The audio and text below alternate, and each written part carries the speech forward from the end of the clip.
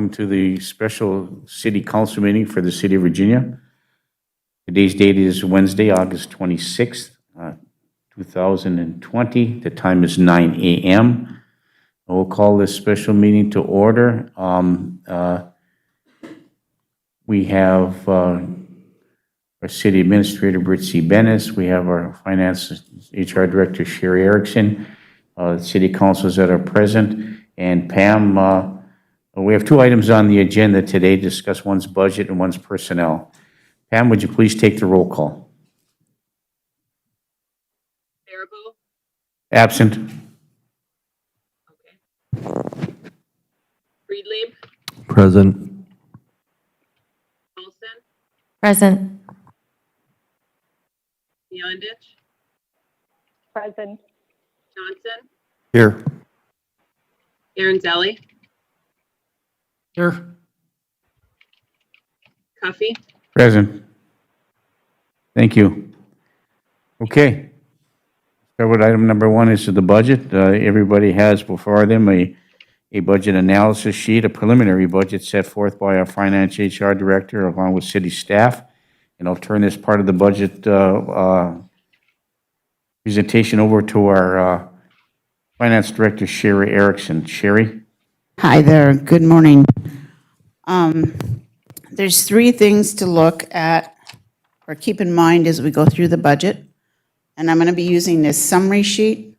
And stop me, whatever you have questions.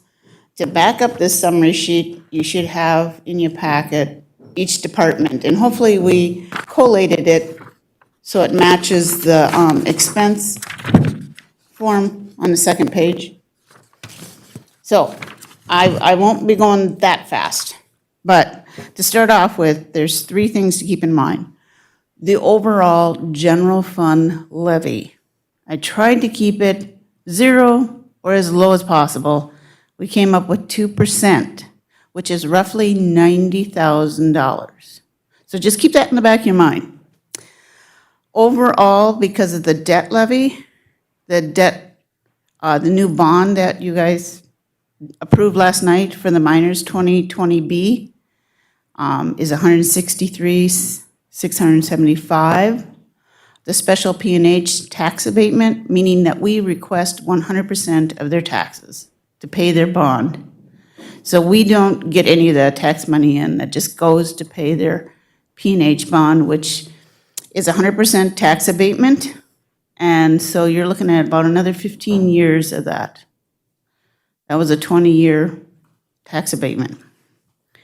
And then, of course, the VITA, which I believe that hearing or that is coming up here soon for $70,686.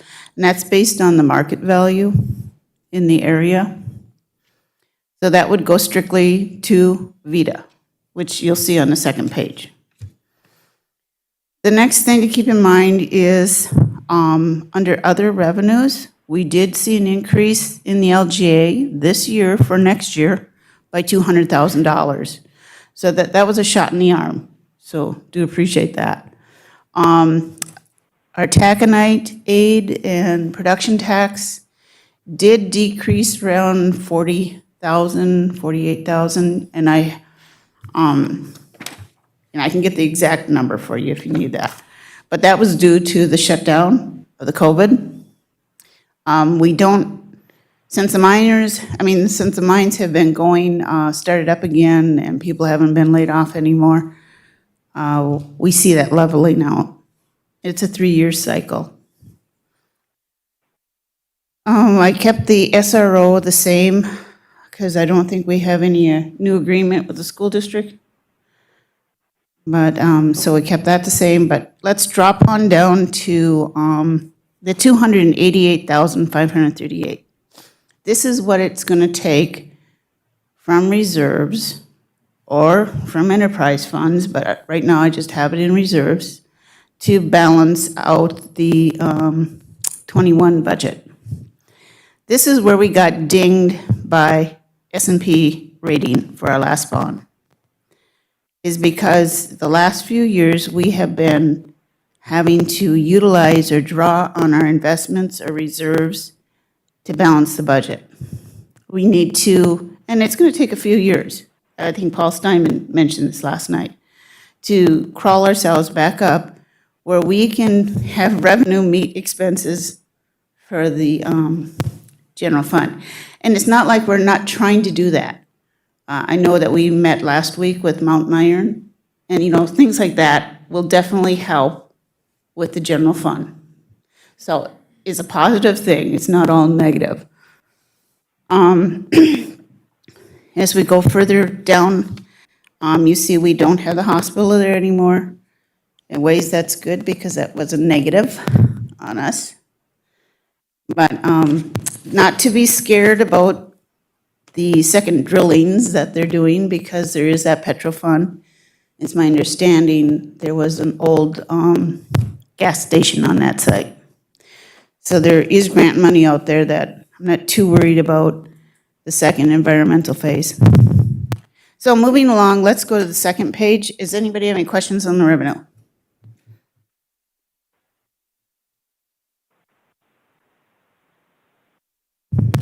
Okay, second page is the expenses. And let's start department by department. We'll start with the city council.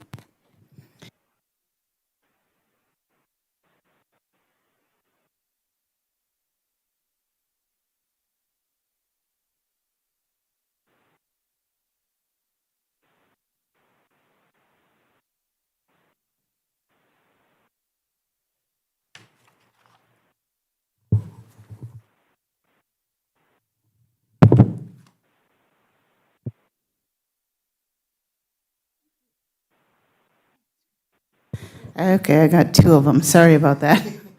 My mic was acting up. Okay, with each department, you'll see that there's 2 pages with it. The first one is the 21 budget compared to the current year 20. Any increases or decreases.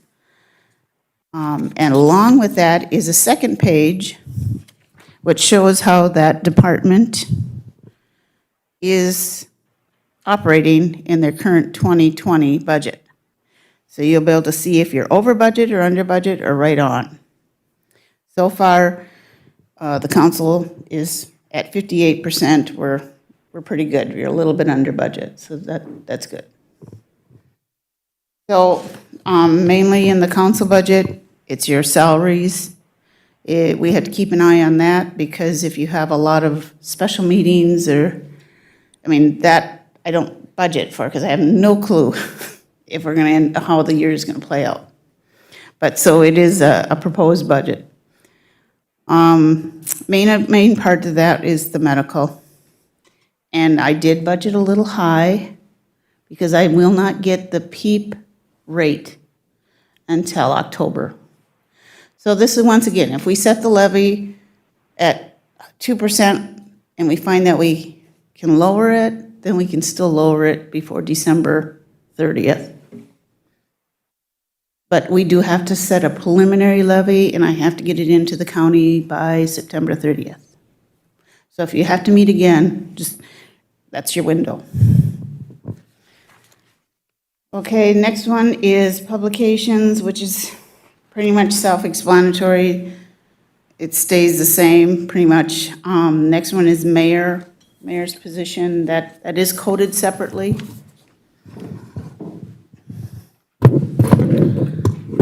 Because of COVID, we haven't seen a whole lot of travel from the counselors. Is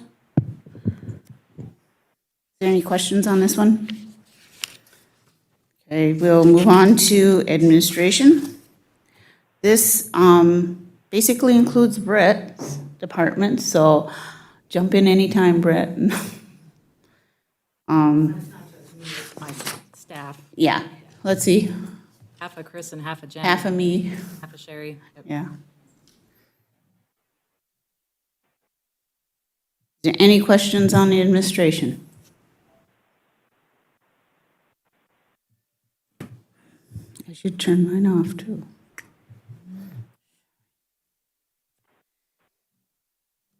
Excuse me, I do have a few questions on that administration portion. Go ahead, Councilor Beyondich. Thank you. Who is part-time salaries? Is that for, who is part-time in that department?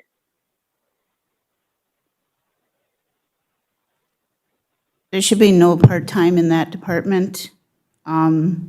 Sometimes we have what I call student or seasonal Interns? interns working. And I think you had one last Okay. spring doing some filing or something.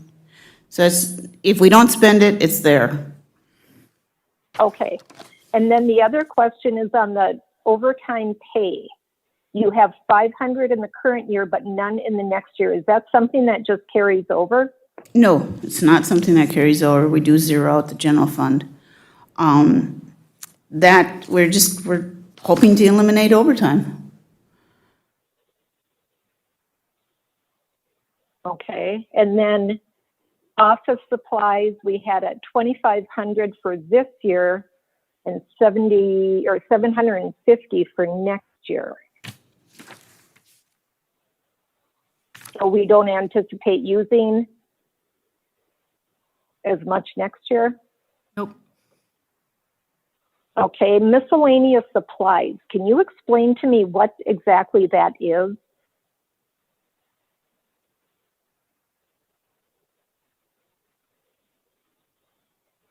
I can get you more detail from this year's budget, Maya, if that would help you. Yes. Okay, minor equipment, small tools. Is that just office equipment? Yes. Okay, and last but not least, there's another miscellaneous down at the bottom for 2,000. What would that be for? Different from the other miscellaneous? I can get you more information on that too, and what it's been used for previously. Okay.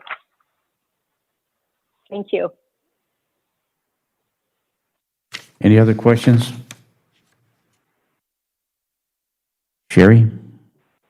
Okay, moving on. I was just saying, maybe some of that miscellaneous, Brett, have we had like software, computers, different?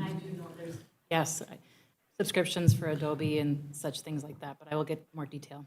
I know that I ordered a new monitor last year, and I think it went under yours because I didn't have enough. Oh boy, let me get my. Okay, moving on to elections. Yay, no elections next year. Some money there saved. Then we have, okay, Go ahead. What was that, Pam? We're looking possibly getting another GS 200. And if there are grants available, I will apply, but I'm not sure if they have anything left. So I'm going to check into that, and they're about $5,000. as I only budgeted 1,000. Okay. So depending on what grants are available with the state, if there are any, we'll have to see how that works. So, and we just want one to have one up here in the office versus having them all at the minors, and then it's just easier with the absentee ballots to have one machine here. There's so many of them. Consider that a COVID expense? We could probably. Excuse me, sorry, speaking out of turn here. I can check into that. If that's the case, we should do it this year. Yeah, we could. Okay, I'll dig into that more and let you know. Thank you. Hey, Sherry? Thank you. Mr. Mayor, councilors. The next one is city clerk budget. Not a whole lot of movement there. Retirees insurance went down some. Is they're moving to platinum, the Medicare plans.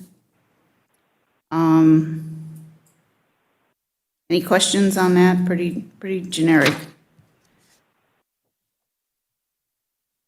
Okay, Next one is the Finance Department.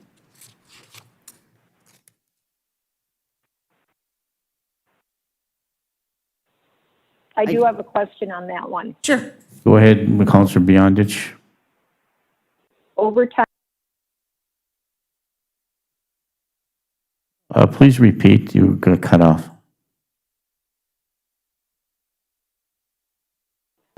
pay, this year it's at 200, next year it's at 4,500.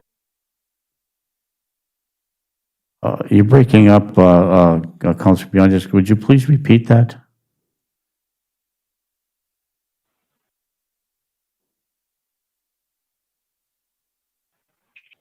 Time pay, Yeah, we can't hear you.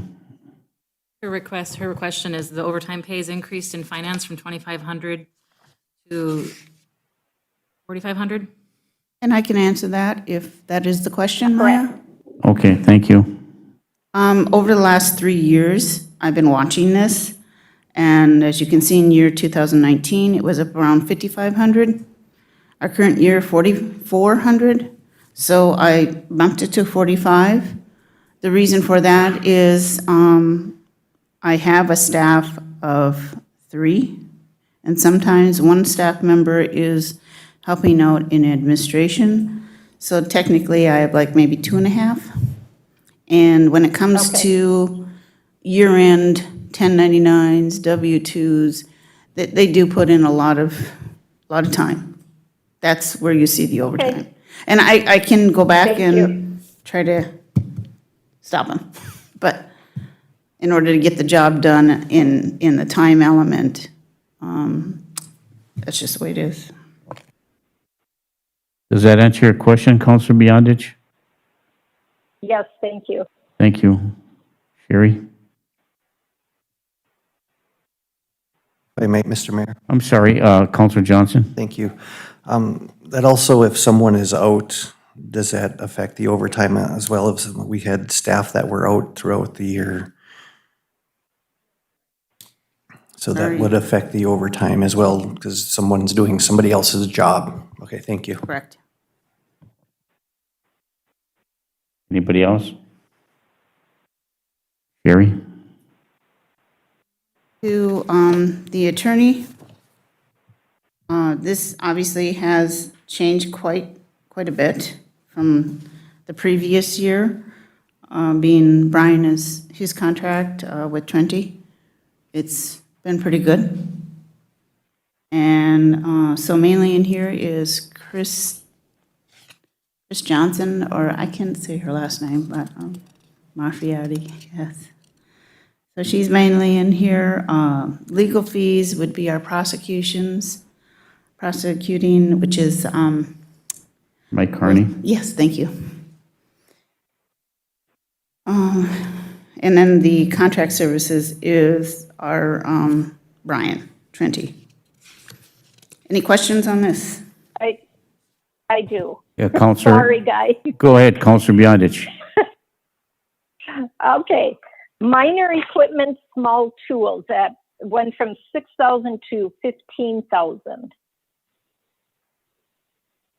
Have that answer for you, Maya.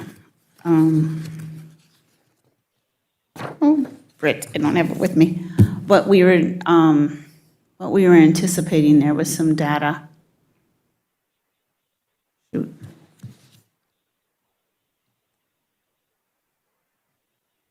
Under the, yes. Or For under, 21? let's see.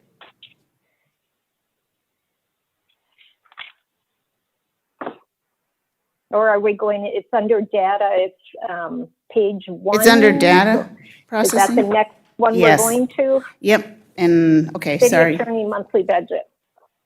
We're jumping to data processing then? Okay, cool. Yes, let's see, we have annual maintenance support and upgrades projected to be $15,600, less a 5% discount, so roughly $14,820. That's Cassell.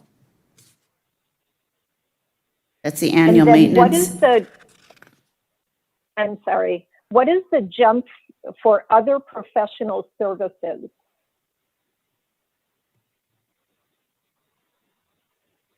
We have a wastewater treatment plant, 15,000. Yep, for other professional services, it's all the IT-related information, such as Pantheon, our backup software, our antivirus software, internet service. Okay. Thank you. Any other questions? Sherry? Moving on to City Hall. This is basically maintenance and personnel to do the maintenance at City Hall. So not much I really. do have another question on the City Hall. We have a miscellaneous column at $5,000. Everything else seems to be allotted. So what would be put under the miscellaneous supplies?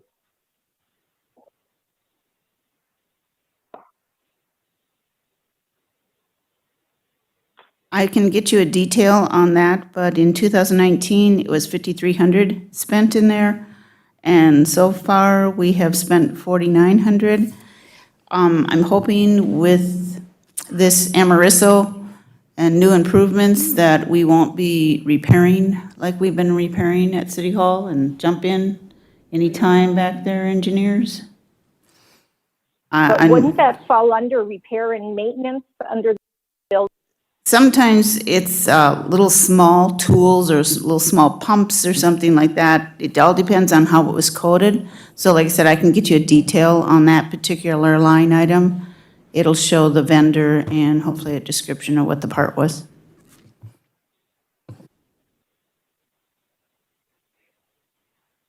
Okay, thank you. And Go ahead. okay, that is it for that. Okay. Any other questions? Sherry? That's it for the general government. And moving on to public safety, we have police department.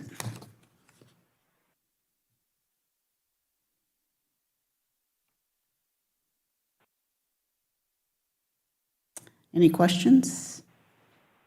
I just have So one on, quick. on the police, Go ahead, Counselor Beyondich. sorry, radio units. So we did, we're projecting 13,583 for next year for radio units. Would that be your capital outlay that we'd have to plan ahead? If I understand your question correct, Counselor, that is our radio unit. We are locked in a contract for 10 years. It expires in 2026, and it's split proportionately between police and fire. 36% goes to police, 64 gets charged to fire. And so we actually have it broken out under radios because it's not a one-time purchase. We have an actual contract agreement with them through 2026. Okay, thank you. And if, I'd like to make one point with respect to the police department budget. And I don't know how you properly code this, but there could be an anticipated additional expense that would be charged to the police department regarding the ability to store data from their body cameras. We don't know what the new laws are going to be coming forward, but can you answer that, Sherry? Do you have any specific information? I know that's currently being considered at the state level. That's a good question. I do know that I have a computer lease. Chief Mattson had come in, and it may fall under that. We also have, on the second page of the police department budget, I had itemized, told you that we are leasing one new 21 squad. We have a taser lease. We outfit new squad and then a computer lease. And I believe in that computer lease would be fulfilling your question there, Mayor. Yeah, and with respect to the data dump that has to be stored, under the current program or that agreement that we had with St. Louis County called Shields, there was an issue about being able to store data in our body cameras. Now that we are changing our transferring it to the Duluth model, that may be something that will help us in the future, particularly in 2021, with body cam storage data in the event that we have to do that. We've been fortunate enough where we haven't had to dump that for cases, but that could come up. And I think it's prudent for us to show that we are taking economic steps to try to maintain the services that the police department provides, but at the same time, having a contract fee for service basis that will provide a better opportunity at a lower cost and a more efficient product. And I think that's what we're working on right now. But we don't know what the issues are with body cameras. You can't predict that because you don't know. You can't determine how many incidents are going to happen where body cameras will have to store data in relationships to case files. So We do have a dedicated server for our body cameras, so we do have the ability to store. It's the length of time that they're questioning and how long do we really need to keep this data. The legislature is considering a lot longer than normally right. needed. So Yeah, thank you, Britt. Thank you keep our for. eye on it, and like Sherry mentioned, that the advantage of the lease is that we have the ability and the assistance and already the contacts with the company to expand if we have to. Thank you for the clarification. Sherry? Yeah, and I know that under line item dues and subscriptions, some of that IT stuff is in there. And then we have also under the miscellaneous, so I know that we budgeted for that. And we're actually going to save if we go with the new system. Thank So we you. have 47,000 in there. That should suffice. I have a question, Mayor. Yes, Councilor Paulson. Thank you. Under the retirees' insurance premiums, that number is pretty significant. How many employees do we currently have with that status? And do you know that actual number? Not offhand, but Not I can offhand. get you that. And then it has been sunsetted. Yes, Okay, thank you. Thank you, I'll Councilor make a Paulson. note of how many. Yeah, and I think we're gonna have to have another meeting because these questions that, we don't have the answers before us today, and we need to have those answers before us at the next meeting, so please continue, Sherry. Thank you. Animal control, I left it the same.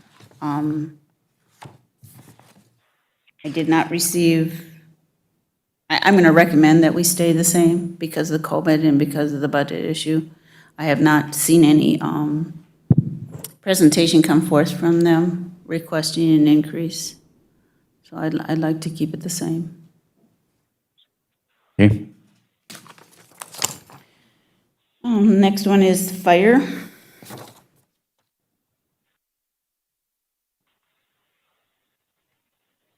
Any questions? We cut capital. And actually, we're going to buy the capital this year with CARES money and with the grant from the Minnesota Department of Health. So we'll get 2 ambulances. The AFG grant, last night you folks passed for a utility vehicle. So most of the capital is already covered this year. okay, thank you. Councilor Johnson. Thank you, Mayor. Sherry, do we have the ability to start setting aside for the new ladder truck? I know that's something Chief Lewis has talked about, and the ladder truck is at the end of its useful life. Is there? I've mentioned to Chief Lewis a few times that it is very normal and customary for cities to bond for that because there's a special bond for purchases of public safety equipment. Okay, So it wouldn't affect our bond rating, it wouldn't affect our history. It's not Chief Lewis's preferred way to do Right, that, but right. it's common and customary. okay, I just know that, especially after we had gone over to Hibbing yesterday to help out and they come over here, the biggest concern I have is that at some point, something happens and now we're in a emergency situation where we don't have a ladder truck and we would have to rely. So I just, as long as there's a plan of some kind, I'm very comfortable with that. There's the difference between the actual year of the machine and the actual usage hours. Yep. May not always be the same. Okay, so yep, nope, I understand Ours is that. very well maintained. Our staff is very, very, very good at maintaining it and very, very good at testing it and ensuring that it's up to its functional capacity at all times. Meticulous. Meticulous. Yes, thank you. Thankfully, and thankfully they were able to go to Hibbing yesterday and help assist with that. Yeah, and just to follow up a little bit on the ladder truck thing, you know, other communities rely on the city of Virginia to provide ladder truck services because they don't have one. So it's imperative that we continue to maintain the services not only for us, but for the range as we move forward with potential merging of different entities. Sherry? You bring up a good point there, Mayor. I think we can evaluate our assets after we do a merge. Also, too, this is where another mechanic is really helpful. Moving on to, Wait, I'm sorry, I have more questions. Yes, go ahead, Councilor Beyondich. Okay, on this one also, could I get a printout on the miscellaneous that's allotted for $5,000?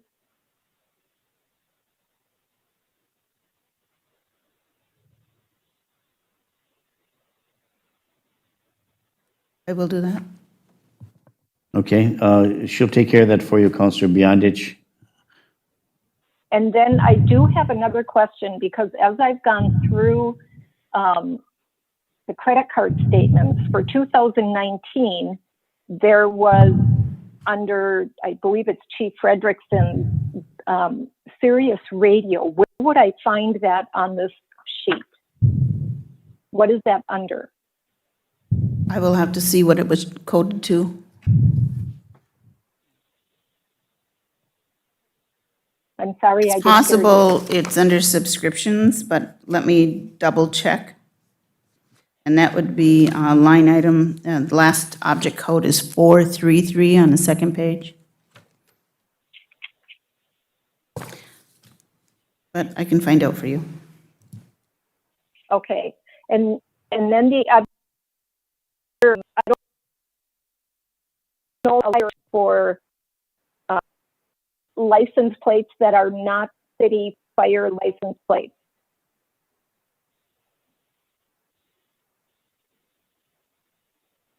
For where that would be coded, Counselor Beyondich? Yes, We'll have to take a look, either under dues and subscriptions or under licenses.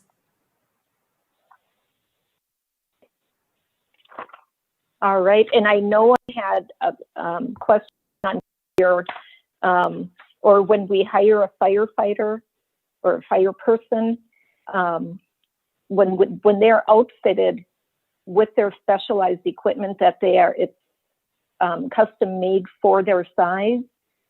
If we have anything in our policy where if they do not stay with us for X amount of months or whatever, is the city reimbursed for that equipment because it will not fit another person? Can I answer that? Yes, go ahead, Councilor. Sherry, answer Councilor Beyondich's question. Counselor, yes, in the past, I know that with the police department, we have a policy that they had to be here 2 years or they have to pay out for their uniform.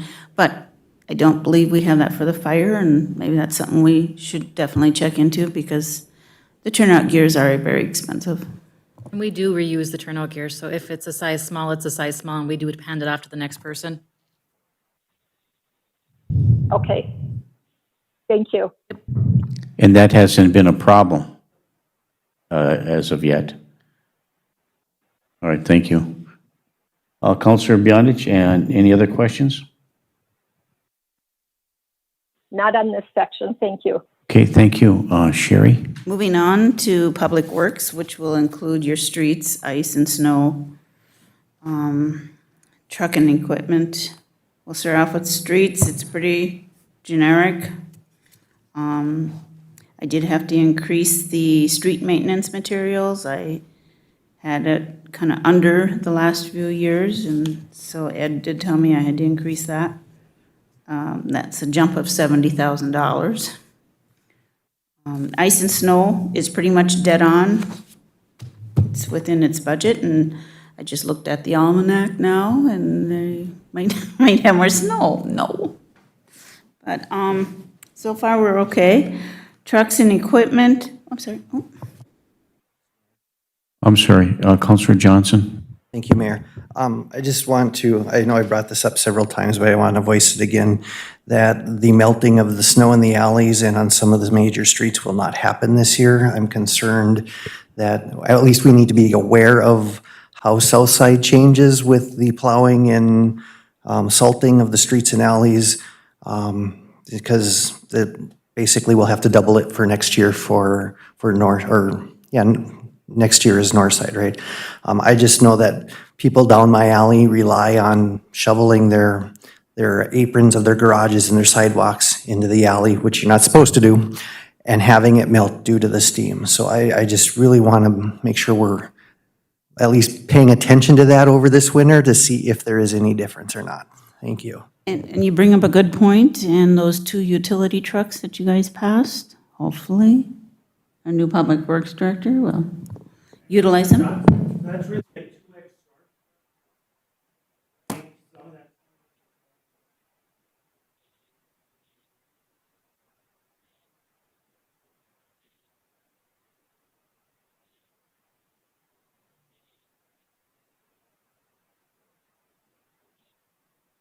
And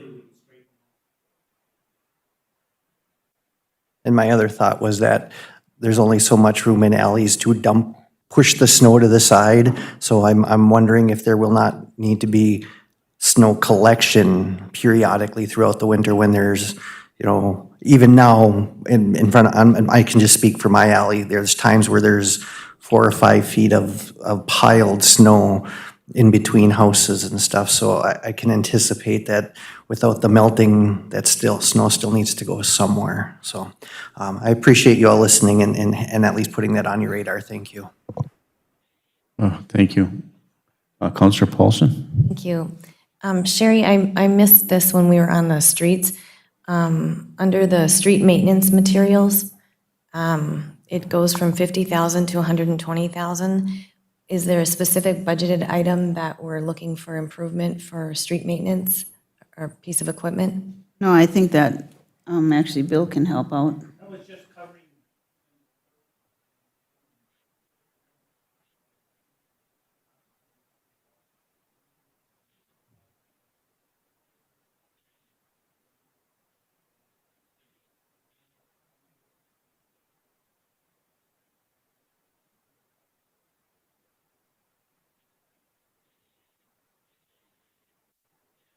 So that's under maintenance materials, and that would include okay. Yeah, All right. Ed told me I was under. Okay. That's not a bad thing. I mean, it's a bad thing the costs are going up, but to be prepared for that is a good thing. Okay, Thank you. Sherry? Under the trucks and equipment, we did decrease the capital outlay to $170,000. And if I recall, they're looking at a new sweeper, sorry. Sweeper. Sorry. And, That'll bring us up to 2 sweepers in. We have a newer one, and then we have one that's really old and Forget. antiquated, right, Bill? So that's where probably a liability. the replacement there. And then under, you'll see the lease, and that's for the loader leases. Street lighting, this is gonna go to help pay for, the Amariso. We budgeted normally 50,000, so I think I've got that in debt now. It's a $110,000 payment for new lighting through all the streets, so I took the 50,000 out of there and put it towards the debt payment on that. Plus, we should be getting, help me out here, but VPU is going to give us 60,000, 61 a year, and that's included on that front page where the revenue is, 110. So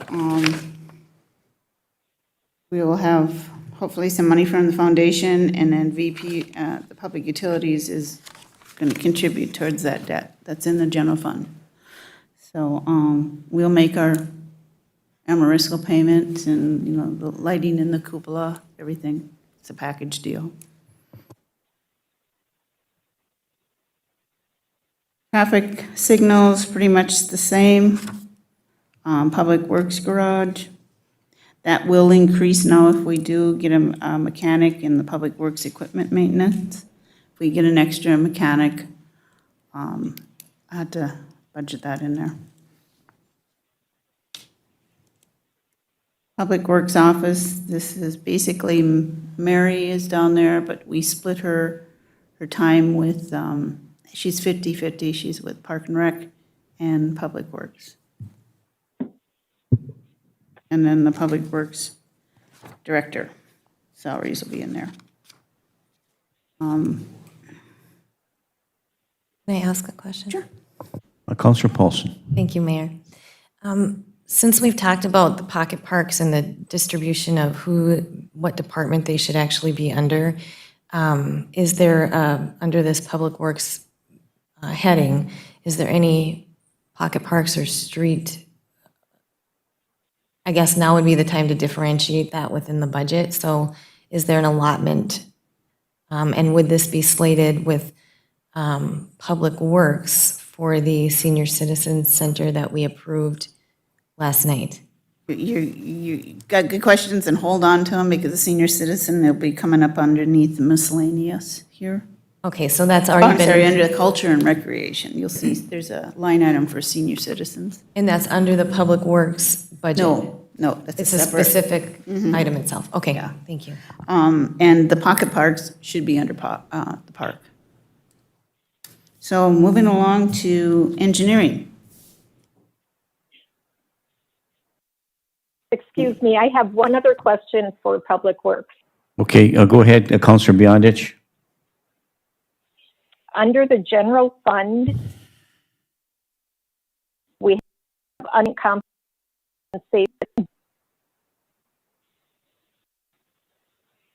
Is that when our workers were furloughed? Sorry, I didn't get the question.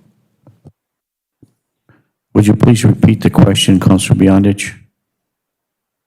Under unemployment compensation, under the general fund for Public Works.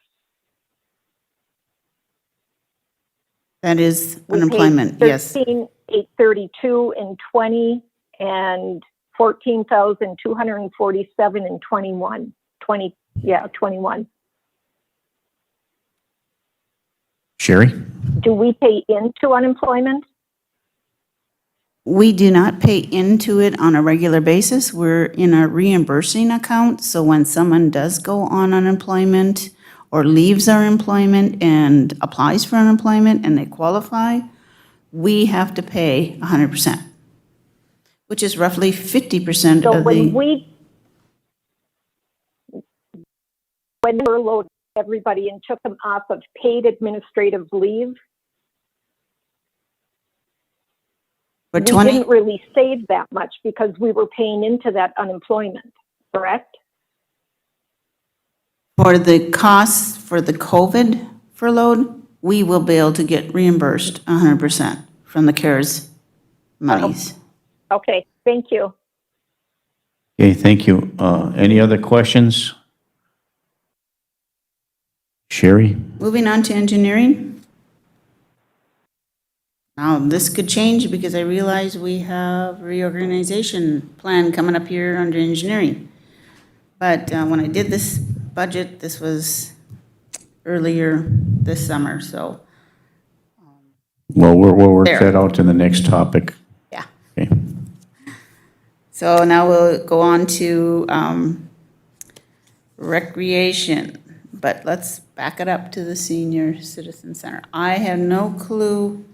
Right now, we just have the general maintenance that we have in there, operating expense of 13,700 and 1,200. I can't remember what that was for. I'd have to look back. But that is a good question. How much are we going to budget for what you folks approved last night? Well, I think, Cherry, depends upon whether or not this is going to be something that's done in-house or if it's going to be contracted out. So if it can be done in-house, it's going to be less expensive, but it'll take some of our staff time in which to do that. Like the preliminary analysis by the private contractor indicated that it could be between $5,000 and $7,000 on the private market to accomplish what is being requested there. So if you're looking at it from that perspective, the cost of materials, whatever that's going to be, and I think that staff is working on, what that's going to cost from materials, and then determine who's going to do it. It's going to be Park and Rec or Public Works, and that's being worked out internally from my understanding. So we don't know exactly how much that's going to cost. So if you have budgeted $13,700 in here, that could change. Whatever it costs, it's gonna have to be above and beyond the 13,700. Correct. So if it's under 20,000 or 20, I would say let's take it and just plan it in our contingency fund. And if you're okay with that, Well, until we determine, how the work is going to be done, and who's going to do it, and get a breakdown of the costs associated with the requests that are being brought forth to staff. right now we have 122,000 budgeted for the contingency fund. And so we could kind of like plan there, since we don't know the dollar amount. It's kind of hard to budget. Well, we could get a general idea based upon what labor costs are, which is obviously absorbed if we do it internally, which we should be doing, absorb the cost. And then the other cost is for the equipment, or whatever the materials are in order to accomplish the task, right? So you should be able to get from our Public Works or Park and Rec, whoever's going to do that's been designated as a park, right? So under the Park and Rec, so You mean the Senior Citizen Center has been designated as a park? did the park next door to it. Park next to it. Oh, Yeah, that's what we're talking about here. If I may. Please, Counselor Paulson. What you're saying, though, you were talking specifically about the senior center and not the next door location. Okay, so there are two things, right here? Two separate things. yep. So I was just on the Senior Citizen Center. I need to know roughly how much that's gonna cost. Nobody's come up with a dollar amount to me. And is there an internal project for the senior center it's specifically, or was that the adjacent park? Okay, so there isn't a need right now. It would be the need for the park, which, if I could clarify, is now under Park and Rec as a department. Okay. Thank you, Counselor Paulson. Counselor Johnson? I'll work with staff to figure out a dollar amount that we think it's going to cost, time and effort for that. Well, and thank you, Mayor. I think that's one of the things that, as we're moving forward, we're seeing change is that the park staff are now creating a regular schedule for all the recreational park areas around town, and that has been, in the past, I know has been a challenge for some of the other parks that are outlying or not as, they're not as my daughter would call it, a sitting park as opposed to a playing park. So I think the staff are doing a good job of creating that schedule moving forward and looking at the maintenance. And it just so happens that the seniors requested, because it's next to them, that this overall happen at that park. And so I think putting it into the budget like we did with the other playground equipment is exactly where we need to be. And it sounds like that's the direction we're heading right now. Thank you. Any further questions? So we leave the senior citizens budget the way it is right now, because any associated with that park comes out of not the senior citizens budget, it'll come out of a different budget. Okay, thank you, Sherry. Okay, moving on to the park. No, I'm sorry, recreation. Sorry, this is just the way it is laid out in here. In the recreation, we had a extra $15,000 budgeted for a basketball court up at Fairview. So that I do have in there. And this came as a result of a request by one of the homeowners who wanted to build his own basketball court in there. It was denied by the council because of the city property and a lot of concerns with respect to that.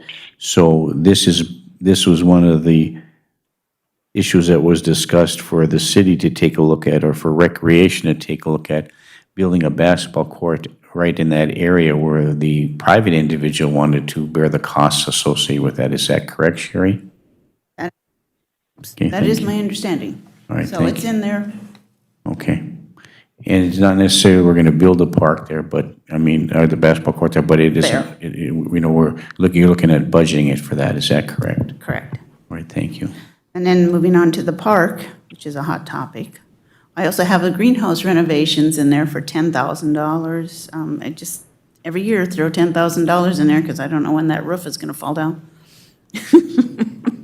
Sorry. What I'm going to ask you to do, Sherry, and I know that it was, we asked for this before and we did get it, but I would like to update the costs. In the last 10 years, how much money have we invested in the greenhouse? And a breakdown as to what those were for. Because we have to continue to ensure that that greenhouse is stable enough for us to continue to provide, that experience for tourists and for the citizens. Councilor Johnson. I think that's a great point, but I'd like to make sure that we're separating out money and time put in by the city and all the grant money. I know that in the past has been a contention that we've sunk being the word those folks have used, $500,000 or something into it. And actually, the city has not. Those have all been grants and other funding that have been secured by staff or the Friends of Greenhouse. So I think this is another one of those things where the maintenance is the reason why we have to put so much money into it. And again, that has changed over the last several years, that maintenance plans are being followed regularly. And so we're having to invest less to maintain because there's ongoing maintenance. Yeah, and that's the point, that I'd like to show, the difference between the two, how much money has actually been spent through the city budget as opposed to the grants that were associated with that. And the work that's been done, and the goal and objective is to show the public and the citizens that the investments that we made in that greenhouse have been prudent in coming to fruition, and the hard work done by the crews of our city staff and those that volunteer at the greenhouse and operate that facility. It's a entity that we need to continue to maintain. So, thank you. Councilor Paulson. Thank you, Mayor.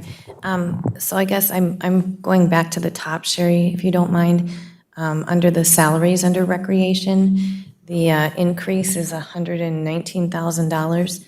What are the plans for that increase? And would that be like included is that like with the MEC? That is our current salary. We currently have, because last year we added 2 utility persons. So we have. Under recreation? Under Park and Rec. You're going to see both of. It's going to split. We have 1, 2, 3, 4, 5, 6, 7, 8, 9, 10. And out of that 10, 9 split their salary between Park and Rec. 1 is 100% to the rec. But there was an increase because we did add on 2 extra positions. Okay. And those positions hadn't been filled for quite some time? Right. Okay, thank you. And it's based on current contracts. Got it. And then, so that would lead me, I don't know if the new MEC position would be under the same heading, and have we put that into the budget as well? No, because actually hopefully that MEC position will be sustained under the MEC. 2022, we anticipate taking the MEC into its own separate special revenue fund, like the fire hall, like the fire department, or I'm sorry, ambulance service, so that the MEC has its own separate little balance sheet. So you can see revenues taken in, expenditures. We've been waiting to do that until the MEC is built so that it starts fresh with its own But the position, though, that we're looking to do would Yes. be, Technically For under rec 2021. for a while, yes, until we get it to, so where is that budgeted item?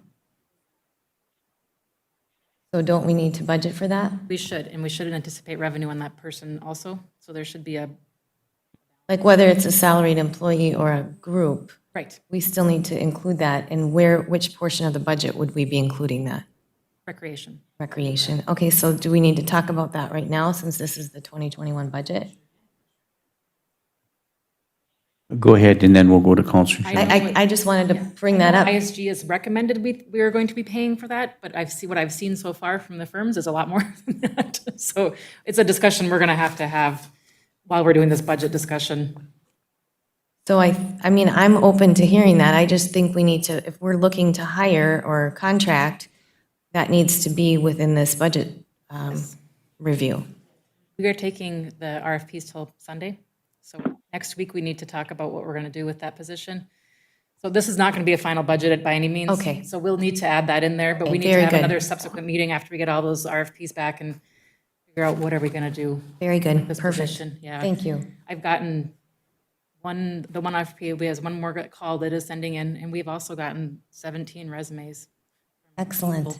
So, So we'll be able to have that conversation. yeah. And to yeah. put And it in thank you for here. pointing it out. Yes, Okay. we'll get it in there along with their revenue anticipated, and then And then would it depend on if it's a hire, then it would go into salaries, and if it's a contract, it would go Contract goes somewhere under professional as a services. different line item? Okay. Yeah, yeah. Thank you, I appreciate that. yeah, no, thank you for bringing that up. That's a great point. Thank you, Counselor Paulson. Counselor Johnson. Thank you. Can you explain why we have Parks budget and a Recs budget, why it isn't one, like what's the historical reasoning for? It's a Park and Rec department, but it's two separate budgets. Can somebody explain why? It's always been that way. Recreation's always been the minors and all the facilities that come out of there. Park is parks, land, and Yeah, the differentiation before was that recreation was the miners project alone, and everything else that related to parks was part of the Parks Department. So is that something that could change if we do that MEC budget? I'm just, we're splitting things out and I just don't, if it's the best way to do it, that's fine. that is a standard accounting practice. It Okay. is the best way to do that. However, the MEC, because it's going to be a self-funding, hopefully, entity, it should have its own special revenue fund to show that the evenness of everything. So then the rec budget will probably be significantly lower once the MEC budget occurs. It'll transfer, a lot of the staff will transfer over from rec to MEC budget, and then, Okay, I appreciate that clarification. Thank you. Okay, thank you. Sherry? And to further piggyback on what Counselor Paulson was saying, this will be its own special revenue fund, just because it's going to be more like an enterprise, and even if it's quote, we don't have it budgeted, we can put it in there with council approval next year and still show the loss, but we'll be able to show the revenue too. Once we decide how we're doing this, if we're going to have contract services or if we're going to have employees. But yeah, some of this is going to move. The recreation department, its budget will definitely move to the MAC. And this being a preliminary budget discussion, there's a lot more information to follow, but this is our opportunity to put some input in you to give you a direction on where we want to go. Okay, thank you. Any other questions? Okay, Sherry? Moving to the library.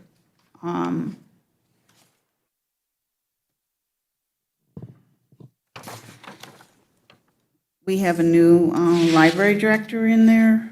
We did decrease the reference books, the children books, the periodicals. I have to see what capital was in there.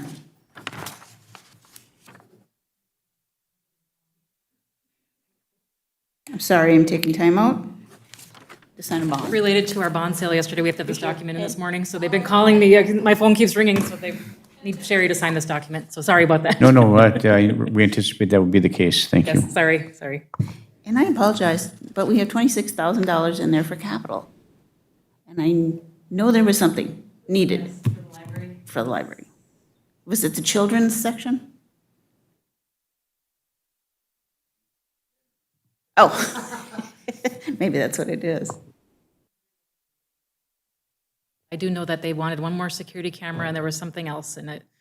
They want a security camera on their back door so they can see, especially right now, COVID has really highlighted the fact that people know that back door is open. So they've been trying to get in, so they've had to lock the door. So they put a doorbell on there for now, so people have to, but still they're running out their blind when the doorbell rings to see who's out there. So they wanted a camera back there to see who's standing back. Counselor Johnson? And there, the $25,000 from the school land sale. So, yeah, and I'm making sure I don't lose that somewhere. Thank you. She has already mentioned to Brian yesterday, she called engineering today and asked for plans for the library so she can look at remodeling some things. Not remodeling, moving some things for better flow. Restructuring for more efficiency. Very good, thank you. Any other questions? Sherry? Moving on to the Quad City Recreation, that's what we pay. I just got the notice, it really hasn't changed in years, which is a good thing. Yes, thank you. The Rock, or whatever. And if you take a look at the, but just to make a quick, we pay more to the Rock than all the other cities combined. Thank you. Because of the agreement of per capita, et cetera, et cetera. And I am on the Rock board, and they were looking at the recommendation. I says, if you reduce it, that's fine, but don't ask for an increase, and they did not, so. Appreciate that. Dues and subscriptions, this is just general city dues. Let's see, Greater Minnesota Cities, League. Greater Minnesota Cities, League of Minnesota Cities. Yeah. Mayor, Councilor Beyondich had to run for a doctor appointment. Okay, thank you. You know, try to hustle here. Teen Center, we have $10,000 because I believe a couple years ago, they came with a list of improvements they needed, a boiler, a few other things. Yeah, the zone valves, dishwasher, air conditioner. So we've been slowly picking that off over the last couple of years. That's good, that's good. Next one is the cable TV contract with Terry Hardica is all I can say. I forgot his business name, so. Sabi Community TV. Goes to pay for, I believe, bills. He pays for bill to videotape and. Can I address that? Yes, Councilor Paulson. Thank you. I mean, I'm on the cable commission, but we haven't met for quite a while. I don't know. Have you? You haven't met, have you? No, I didn't think so. My question though is, so when the MEC gets completed, is there going to be a transfer of the location of those services to the actual MEC if there's a space for that? I know we had talked about that, and if so, should we be discussing it to put in our budget within that MEC? And I don't know, and maybe I'm speaking prematurely, but that's a contract that it is with the city, so do we go out for RFPs then if we do a new location? Sure can, and it would probably be, we haven't done an RFP, I don't know when's the last time we did one. I don't That recall. service, so it might be I've a been really here good 15. idea when his, I mean, I just am thinking that that would be the best maybe location for it, yes. but maybe I'm wrong if we have to do internal city things to do our machinery or equipment here. But maybe it's a discussion we could have going forward with that, because if there's going to be events, there's going to be the need for that video equipment, and I would think that there's going to be a great need for that. You know, digital equipment, whether it's microphones, setting it up, whatever, conferences, weddings. Absolutely. Games. Right, yeah, games, especially that. So I'd like to maybe put that out there for a discussion item as we go forward. Councilor Johnson? Thank you, Mayor. Well, and you know, as we look at our changing world, being able to host an event at the MEC and being able to stream it live for a private group could be a real selling point for future events where the presenters and maybe there's 50 people at the live event, but if our facility has the capability of Facebook Living or YouTube Living for a closed group as part of that, that could be a real revenue generator for us as a city. So I think that's a very prudent thing to be looking at. What could we be doing in the future that other facilities can offer? So I appreciate you bringing that up, Counselor. Okay, thank you. Any other questions? Sherry? Moving on to the cemeteries, that pretty much has stayed the same, 12,000 for Calvary, and Greenwood is 7650. Evelyn, Virginia Airport, this is the operating allocation of 22,000 that we do every year. No capital next year that they're Nope. requesting? Okay. Yay. Oops. Diane Range Youth in Action, this was a motion made a couple years ago that I set this 500 automatically in the budget so that there was no discussion over it. Let's, it's $500, but let's look at the parameters of Counselor Johnson. Thank you. I guess maybe now that's a question we should ask Mr. Lindsay is it still okay that we do that as we move forward? I know I sit on that at the Partners Board, and it's an amazing group, and the $500 investment into our students, whether they're from Virginia or from Evelyn or Gilbert or is a very small investment for what we're getting out of community leadership. So I would like to make sure that we are somehow legally supporting them and knowing that in the future, the MEC will be prime location for them to hold events, both their annual conference and smaller events moving forward. If you recall, this $500 is actually the city portion of, we pay for the attendee fee for Virginia residents to attend the annual Yes. conference. Yeah.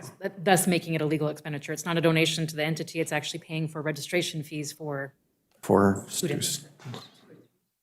3, I believe, Yeah. up to 4, almost 4. Yes, yep. Okay, thank you. Yeah, and it's very prudent to have. Okay, anything else? Sherry, continue. Okay, as you can see, next is the VDA appropriation, which is the special levy on the revenue page of $70,868. Realize that is not upfront $70,000 at the beginning of the year. That comes in 2 payments, usually July and December. So that's when we Yep. get paid. Just a question from my mind, so that when the levy money comes into the city then transfers it to the Vita checking account. Yes, we should be doing that. Can I ask a question, Sherry? Okay, under the business development headline of I gotta scroll up, of that 20,000, that's currently the expenditure? Or is that the budgeted expenditure for next year? I'm sorry. Under the economic development on the it's 2021 proposed Vita budget, okay. So we're gonna be setting aside $20,000 for business development. And that would be like services, like what we're doing with CRD? The 20,000 would actually be the storefront grants, the $5,000 storefront grants that we do. Okay, but isn't that, there are already monies in that account right now? There is, at this moment, 23,000 today. So that we'd be adding that to that. And is there a breakdown? I guess I didn't.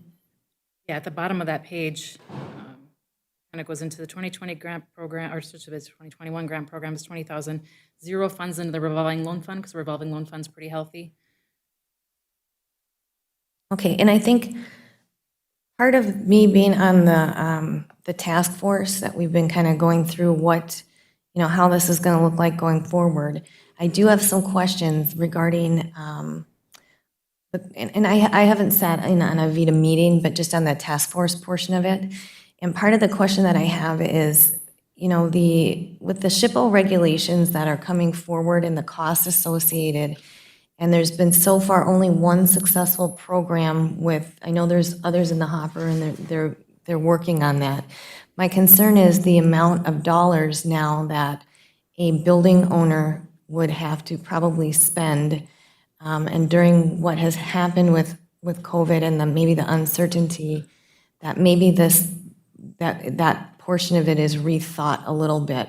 Not to tighten it up, but to maybe change it. And we have to talk about this as a task force, and Vita would have to decide on this as a board.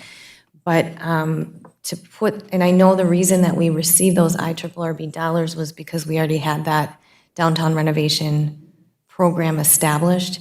But if that program won't meet the needs, or that bar is set too high, as I'm really curious, as a lot of those business owner or building owners ask for that full 70, but if, once they get the SHPO, they get the electrician, the plumber, blah, blah, blah, all of those figures, are they really gonna go ahead and pull the trigger on doing the program? So I think I'd like to see some more success with the actual program. And I know that, I'm glad that we are putting dollars into the checking account of Vita, but I think it's really important to figure out how to best allocate those dollars in a program. And I think the survey that the task force is doing will be very helpful. But I just think on that one, I hold my breath a little bit because of the climate right now that I can see happening with some of even the business owners that I know. Okay, thank you. Sherry? Lakes Trail Fund of $20,000. This is actually, I think, a motion made by Counselor Cipolla probably 4 or 5 years ago. So we set aside $20,000, and it's been used for the improvements on the Bailey Lake Trail. So it is helpful, so we just automatically budget. Economic development. Excuse me. Oops. Sherry? Counselor Johnson? So would it be prudent to put that under Parks and Have to have a dedicated fund for that. separate fund? So what balance do we have, because it is in Virginia, it's part of Virginia's Parks and Rec. Do we have Parks and Rec representation that Yes. helps spend that? And, okay, On the lakes, anybody's invited to the Lakes Beautification Committee. They're the ones that suggest to the city how to spend that money. And Brian, myself, Greg Gilness from Park and Rec Commission are all on that board. But again, when we start meeting again, we'd love to have faces there, so if anybody who wants to come, we'd love to have you. They did commit the majority of the funds that they had in their balance with the city's authorization to the Bailey's Lake Trail, because we were $100,000 short. okay, thank Had you. agreed to do that. And so Thank you. Silver Lake is the next one coming up. We are recommended for LCC more money in 22. 2022. Yep. Uh, So Approved in 2021, payable in 2022, right? Thank you. Thank you. Okay, Sherry? Moving on to, I actually jumped, the contingency fund. This is actually a very good vision that Counselor Cipolla had, that we set aside X amount of dollars just for that, what if we have a squad that, you need to replace, like right now. But also in there, I've budgeted $10,000 for banners, which I think really spruce up downtown and wherever, and playgrounds and trails for $25,000 is in there. So we've gotten such a good review, and maybe Britt can talk more about this, about the kids and the upgrading on the playgrounds. It's just really a positive thing. So we need to do that. Okay. Under economic development, we have budgeted $50,000 to Vita out of the 105. So that leaves us $55,000. Should, a chunk of land or something, we need economic development, and we need cash now. So I don't know, Britt, you can tell me what that $50,000 was for again? downtown, second phase of the downtown program. Second, yep.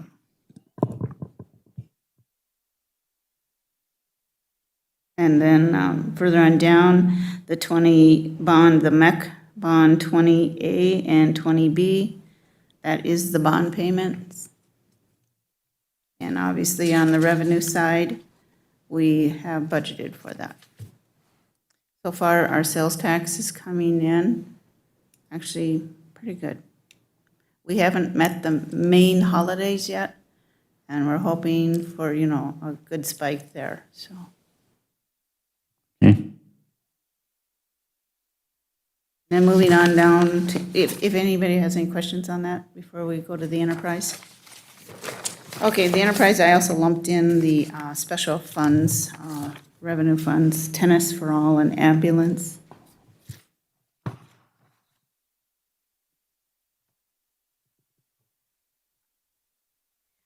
Tennis for all, we actually,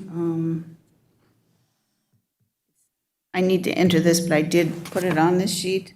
We're budgeting 25,000, and I'm gonna do it next year and the next 2 years, so 3 years at 25,000.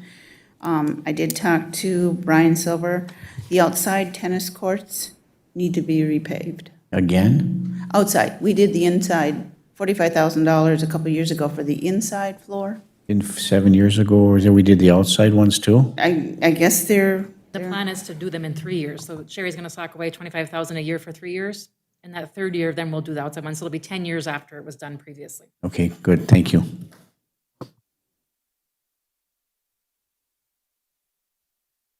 Counselor Johnson? We're good, okay, thank you. Sherry? For the most part, it really hasn't changed a whole lot, except for that plan for putting aside capital. So moving on to ambulance, like I said, I think we'll be sitting pretty good by purchasing the 2 ambulances this year with the CARES and the Department of Health, and then further talks with Mountain Iron, so. I think they're fully loaded now with employees.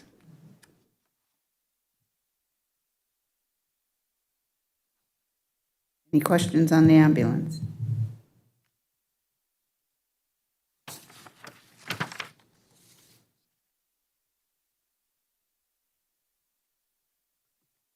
Okay, next.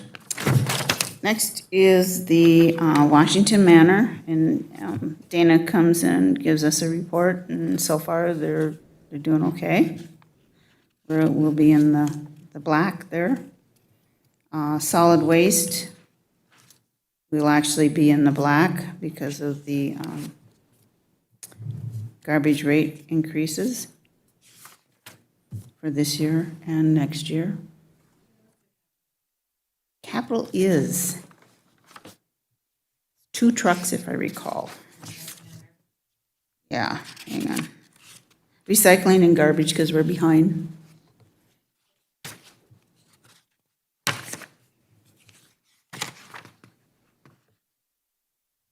Yeah, it's 2 trucks. I just have it written down here somewhere, sorry.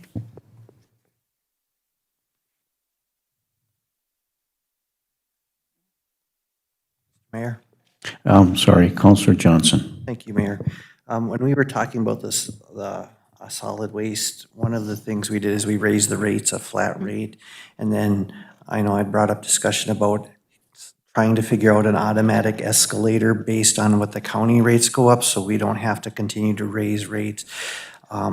Is that something we can continue to look at? So if the county rates go up 3%, we would automatically go up 3% based on what they're going up. That way we won't, because if I remember right, the problem was that they had raised their rates 1% or 2% several years in a row and we did nothing. And so I would like to continue to look at that as we look at that fund, an automatic escalator based on what the county is doing, so that we can stay ahead and be ready for when the garbage truck breaks or the recycling truck breaks or dumpster, if there's a rash of challenges when it comes to the stuff that we have to collect garbage. Thank you. Counselor Paulson, and then we'll go to Counselor Bearable. Counselor Paulson. Go ahead, Joanne. Okay, thank you. So I think that, I kind of remember when Brian was here, maybe early on, the golf course is listed under Park and Rec, is that correct? It is an enterprise, so it's under the enterprises, but Brian oversees it. So is it, it's its own, Right. own separate, okay, okay, thank you. Okay, thank you. Do you want to go back to the waste? Yeah, we're still on solid waste, I thought. Well, that's fine. We'll go back to solid waste, no issue. Yeah. Go ahead. We were promised by the county that this last raise that they had came at a really odd October time, if I remember frame, that they will no longer do that because we have to submit our budgets by the end of September. They actually have raised their rates every 2 years, not every year. When you go back and look at the history of it, I don't know if we need to escalate every year to our residents of Virginia, because they should be giving us that increase at a more pertinent time in the future. That's what they promised. That's what Mark St. Lawrence told me that they would be doing from now on, because we raised holy heck about that.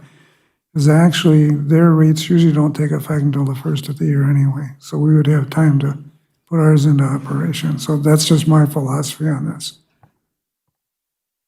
Passing on another unfunded mandate. Counselor Johnson. And that, Councilor Bear, that my point is that we wouldn't do it automatically every year. It would be contingent upon the county rate. When the county had their rates go up, we would just follow through with that percentage. I don't want to increase rates for the sake of increasing rates. I just want to keep it consistent with whenever the county does it, because, you know, you get a new director of sanitation or whatever they call it over at the county, and that person decides whatever they're going to decide. So I just want to see an automatic trigger, whatever it is. If they don't raise the rate for 5 years, then we don't have to raise our rates for 5 years, that kind of thing. Okay, I misunderstood you, Steve. I thought you were doing it in advance. So that's okay then, if we look at it that way. Okay, thank you. Now back to the golf course. So if I may, I have to make a quick telephone call here to legislative representative. Just again, I'm going to bring this up once again. I don't know why we have the golf course in enterprise fund. I think to Councilor Paulson's point, you alluded to that. Is this a park and recreation portion? But I think we have to have it as an enterprise fund. I understand that, but it frustrates me that, you know, this is highlighted. This is an entity that we provide to our community. It's a recreation part. Alcott Park doesn't make money, yada, yada, yada. But because it's an enterprise fund, it has to cash flow. And that's creates a lot of angst amongst people. So that being said, I'm going to make this quick telephone call, and so please continue. Thank you. How are we on the revenue for the golf fees? Your second page actually should be, so far, year-to-date on it, and I'm going to say it's in the black so far, which is shockingly nice. And I keep track every day when I see those receivables coming in, and then, One positive of COVID is the Yes. golf course is doing very well. And that's what I thought, is that those kinds of activities really were doing. I know at the beginning of the summer, Brian was saying they were almost a week out with booked tee times. Maybe we could ask him what that's like now. I don't golf, so. and I realize that, the season is winding down here. Hopefully, we have a long, nice fall. But with that being said, yeah, if we kind of watch the spending on the inventory and, they should land in the black. But with that being said, I did budget the golf course in the red for next year. And I just want to let you folks know that that is one of the reasons, actually, one of the two reasons that we were dinged on our credit rating, was the fact that the general fund is having to subsidize the golf course and the ambulance. They'd like to see those break even. So we've tried the ambulance in the general fund, we've tried it as a special revenue, we've tried it as an enterprise. I really am excited, looking forward with partnering with Mountain Iron. I think that'll help. The restaurant budgeted a deficit of $4,700 based on current trend this year so far. And there was a lot of, I want to say, minor equipment repairs, failures, yeah, maintenance, which just might be a little bit of what I call the residue from years of neglect. Washer was the big one, and years of neglect is absolutely right. Mm-hmm. We did get that repaired in better working order. Moving on to the sewer fund, so far, healthy. The rates, we have a schedule set in place for rate increases that actually Springstead did. Now, I don't know if it's Baker Tilly, and I know you got to go in here, Britt. So, and then wrapping it up is the clinic lease. That one is healthy too. So, overall, if we stay within our budget, positive, negatives, we'll still land with 970,000 overall operating, which is nice. You don't want to see that number in the red, ever. No, so I just have one question. Capital equipment purchases, where, we zeroing out on those? In some departments, we did. And Be some limited. departments, we are actually buying them this year Right. because we have the COVID or Right. CARES money. Thank you. I just want that clarification publicly. Thank you. Okay, anything else? And this is a preliminary budget report. I think all the counselors here have asked some questions that we need answers moving forward. I think we need to set another budget meeting to answer those questions and continue to move forward. So I would leave it up to staff to determine, the appropriate time in which to provide an updated meeting for a budget. I think it's prudent for us to all meet together and to accomplish this goal and objective. So does anybody have anything else right now on the preliminary budget before we move on to the next topic on today's agenda? Councilor Baraboo. I have one question, maybe I missed out on this. Sherry, when we get the 5.4 million back in August next year, where is that going to fit, just back into the reserves? Or are we going to be utilizing some of that dollars for some things we need to get done? Because our reserves are halfway, not bad even now.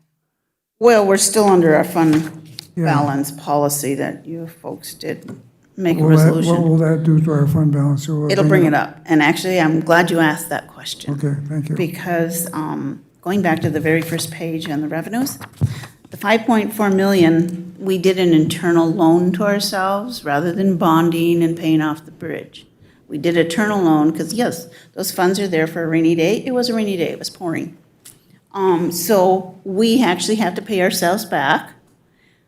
Majority of it is going to go back into your investments.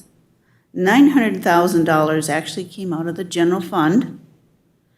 What I would love and propose is that we take 300,000 of that 900, put it in the general fund, and put the 600,000 back into investments so we can show Moody's and S&P that we are being due diligent here in saving for another rainy day. And then we owe the public utilities about 1.2 million for what they paid in. So we'll pay them back. I would like to do that and save, and then I know you have streets and alleys, and you're looking at another bond there. So at least you have some money, some reserve to work with. Okay. That's why I asked that question, Sherry, so you could clarify what we're going to do with that dollars, because that was one of the things would be for the streets. If we have some leftover, we can buy down the interest when we bond, so that'll save a lot of money. Okay, thank you. Okay, Councilor Paulson. Thank you. And if I may follow up with that, and that was a question I was going to ask, so I'm glad you asked it. But will that impact our bond rating since our bond rating went down? Significantly. I think that they were a little hard on us, but due to the uncertainty of the world that we live in, most every other city is not sitting as good as Virginia, so I think they just put us in a little box and put us in that category. And honestly, she did reference that in the state of the world, the city of Virginia is actually doing okay. We're doing much better than a lot of bigger cities. However, the global market is not doing well. So we unfortunately got dinged for part of the global market. And then when does that review come up then again? The next time we rating. take out a bond. So then for the next bond that we Yeah. procure? So we want to make sure our reserves are up. We're living within our means budget-wise. And I appreciate that direction. I think that's very prudent, and I would like to follow that direction as well. You know, obviously, when we get the money in, we will present to the council our loan Yep. wordage and that we've had an internal loan and what's due to and due from. But then it will need council action to move that from the general fund to the reserves. Counselor Johnson? Thank you, Mayor. So for me, the bottom line, Sherry, is does this budget allow you to sleep at night? Yes. Most yes. nights? I don't like to see the transfer into the general fund. I'd love to see the general fund, be able to sustain itself. But, that has to stop. It's just like your own personal checkbook. If you got an expense that keeps draining you every month, pretty soon it's going to eat away at your checkbook, and you're going to have to borrow from savings. So you have to stop that bleeding. Somewhere along the line, you have to stop. Someone has to decrease spending, or we got to get out there and get more money, which is what I'm hoping the MEC will do. Thank you. Well, we're very fortunate to get the local government aid that we do. If you look at the list of who it gets local government, we by far get more than anybody else, so that helps us significantly. Counselor Bearable. Yeah, the reason also, Julianne, that I brought this up, when we go out for that second portion of the street bonding, we will have to have another evaluation by either Moody's or S&P. And that should help us with our rating going up when we put this money all back in place. And that's why I really wanted to ask that question, because that's an important issue, because it'll bring our bond interest down by some percentages, which are really significant. Okay, thank you. Anything more on the preliminary budget before we move to the second item on the, Counselor Barnzelli? Thank you, Mayor. Sherry, a while back, we're set the levy at 2%. What was it last year? Was it more, wasn't it? Oh, yes, it was was higher around than 5 or 6. It was over 5. 5 or 6, or could it be 7? Would have to look that up for you and let you know. We could live on 2%, right? And maybe lower it?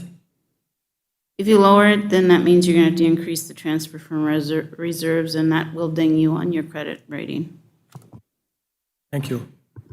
Okay, thank you.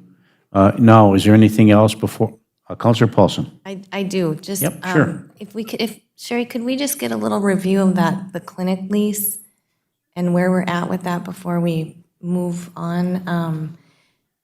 I haven't really been a part of this discussion, maybe even since the inception, so maybe just a little overview.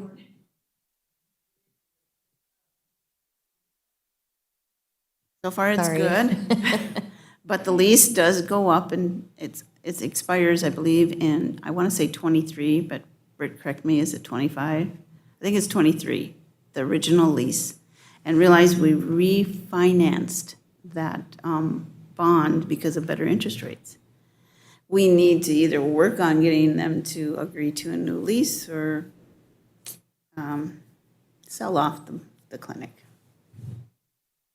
Because we will be making bond payments we'll have squatters again, if you know what I mean. Right, so I think that maybe we could we have a discussion, maybe putting a little plan together going forward with just whatever that might look like. And does the bond expire when? What year?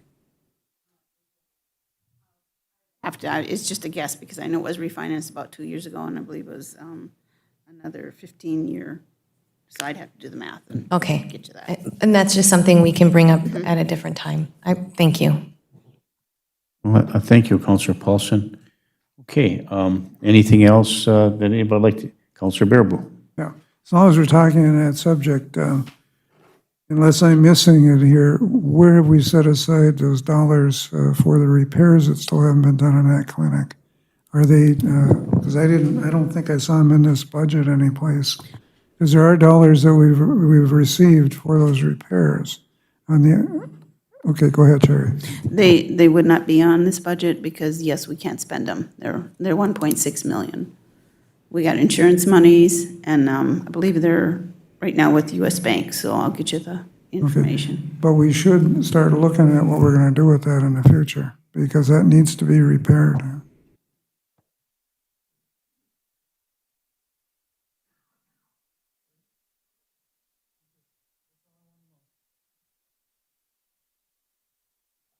Okay, anybody else have anything else with respect to the budget, the preliminary budget for discussion today?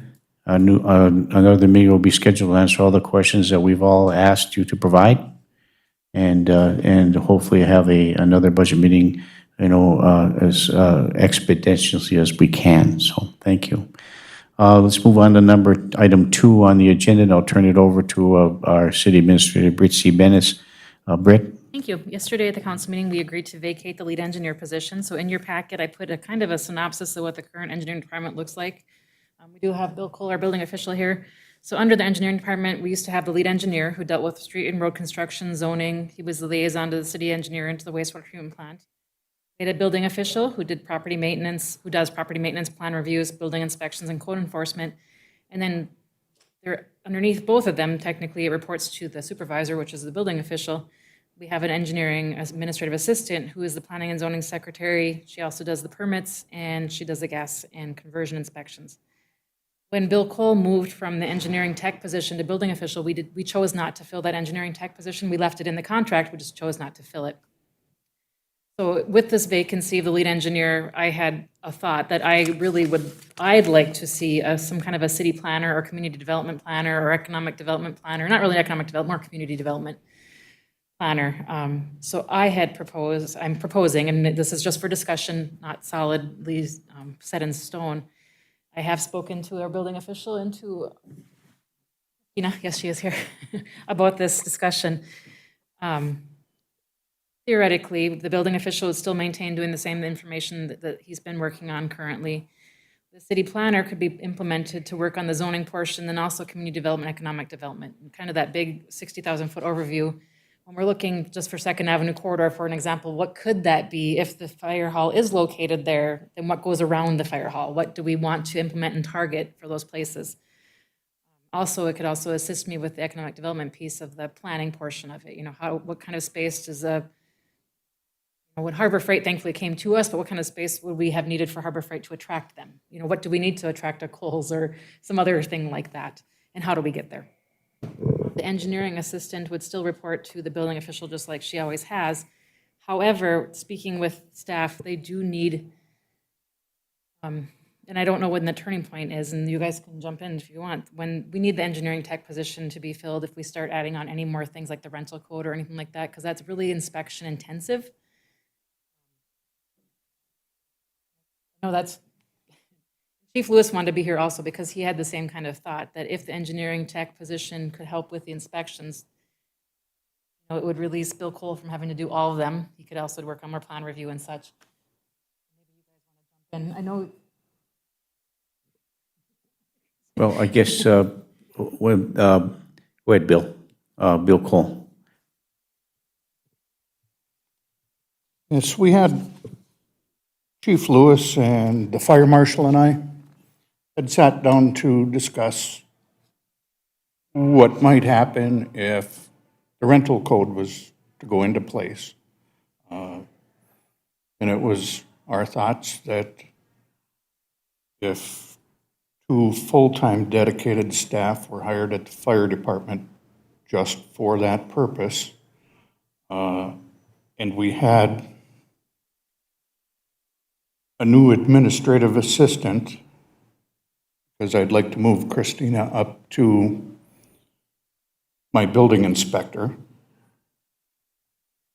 that the new administrative assistant should be able to handle the amount of work that's going to come from rental inspections, the building department inspections, which once they issue orders on a building, they have to come to me and get a permit to do the work. Then we need to go out and inspect that work. And then either our rental inspectors go back and check again, or we approve it and they just say, okay, as long as the building department approved it, we're good to go. With Bill leaving, it leaves a pretty big void in engineering. Really, my job description has nothing to do with engineering. We don't have anybody in engineering that has a job description that has anything to do with engineering. So, yeah. Engineer of record at SEH. So we do, it's not like there's not somebody, statutorily, we have to have an engineer of record, and we do. We have SEH, and so we would have to rely on them, now that Bill Hennis has vacated that position, to assist in some of the things that Bill Hennis had done in the interim, until we can figure out our plan. Okay, so I guess I'd just like to make just a few comments, and then, I can understand this process moving forward. We've taken a look at adjustment. We've provided other employees with career enhancement opportunities as we gravitate to new responsibilities within the city with respect to the rental code, the code officials working as a team together with the fire department, city staff and engineering, and the code enforcement official. Now, Christina's been going to classes, doing some career enhancement opportunities, preparing for this assignment as a code official and inspector, so to speak. And so by moving into that position, taking Bill's position, looking at a hybrid part of that, making the code official, Christina moving into inspections, and then having that some engineering technician to process some of this paperwork, and looking at the engineering department. Do we really need an engineer, or do we use our engineer of record under contract that works with the city staff and those kind of things moving forward, and could work and would work with the city planner should we decide to hire one of those? So that whole idea that's being proffered here makes a lot of sense to me. So I look forward to encapsulating that into some kind of a plan for us to consider. So anybody else? First, Councilor Bearboy has his light on. Councilor Bearboy. Yeah, I believe we're at a crossroads right now that we need to do something to change the whole way we're doing business up in that particular department, not including you, Bill Cole. Yours is fine. Christina, moving her up to positions with her training that we've been doing and paying for. I'm assuming we've been paying for that. But I've been really pushing to get this ordinance done and get the zoning process done, because we're seeing creeping of multiple dwelling places coming into the city, moving further and further west, and devaluating the values of property as they move west. And you can zone however you want, but we need something, but we need to put this ordinance in place before we do that. And so I think the aspect of going to a planner and putting zoning under a planner is a pertinent option in my estimation, because if we don't, you're going to see, especially what's happening in Virginia, single dwelling properties are being bought up as rentals all over town. And I've got them in my neighborhood. Never had them in my neighborhood before. Some keep them up, some don't. And that becomes an issue for the rest of your residents in those blocks. They keep their values up when they keep their homes up, and somebody doesn't. So we need to look at this in a very serious manner. And I like what I'm seeing here with maybe a couple adjustments, but that can be discussed later. Thank you, Councilor Bearboy. Councilor Paulson. Thank you, Mayor. I really like how this flow chart looks. I mean, I think it makes sense to do what Bill Cole would like to do, and with Christina coming and all that you've done to be prepared for this, I think it really makes, sorry, Pam wants me to talk closer. It makes sense to me. I think now with the rental code and the zoning, it would be probably a great time to enact a city planner.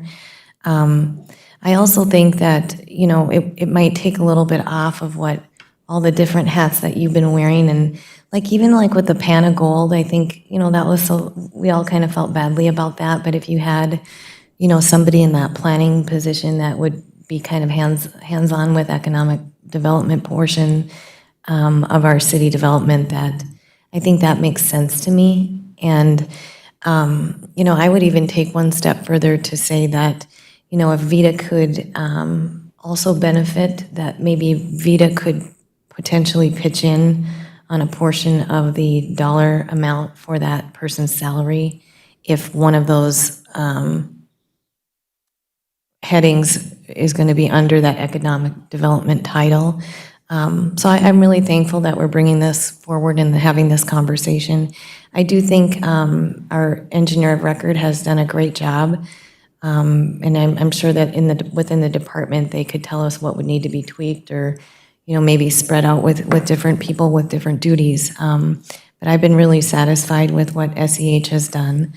But I think I'm really leaning toward really having this serious discussion. I mean, especially with the MEC and just all the new things that are coming up in our area. So I appreciate you bringing that forward today. You hit a really good spot with the MEC. This last bond we had, we explained to Standard & Poor that potential for economic development around that site is so great, and I need help with that because there's a lot of pieces that have to happen. We are going to run the infrastructure, we're going to have the sewer and water, we're going to have the roadway, but then I need somebody to really help me vision with that, with the person that's coming in saying, I want to locate next to the MEC. I need that person to say, okay, we can do this. This is what we want to do. This is what, So just to tack on, if I And may. yes, please. Real Go quick. get Counselor Paulson. What would your timeline look like if you could give us that opinion?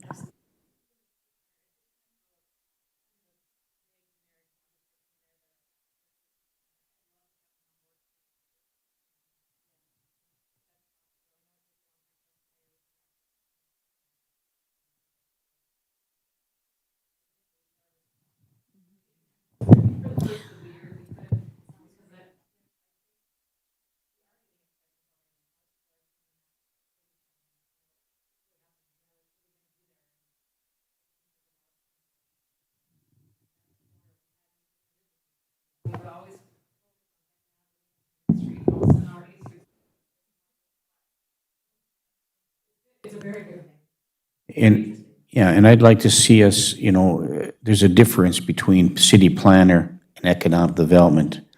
But if you have somebody that's the hybrid position where they have that economic development and experience, not only are you looking at economic development, but you have expertise in planning where these should go and following the guidelines that are established by our comprehensive plan and moving that forward. And I think that's important as we structure that. So what you've laid out here as a skeletal proposal, we look forward to that being refined and coming to the council. And I also believe that if we can get somebody on board by the first of the year, it helps because the MEC is scheduled to be completed in the end of October, November 2021. We'll have somebody on board who wish to do that and start.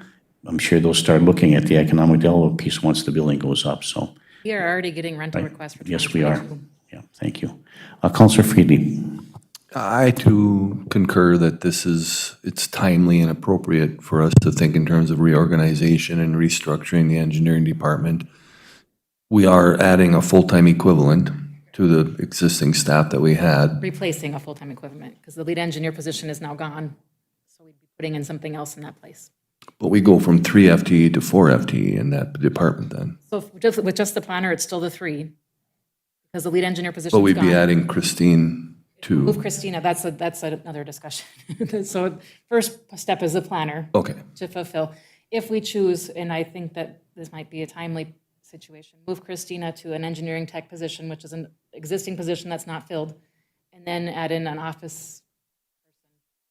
But ultimately, we are going from 3 FTE to 4. Eventually, yes. Eventually. And then my only concern would be then we also are going to be adding a full-time equivalent to the Park and Rec Department. We just approved the an additional full-time equivalent for maintenance mechanic.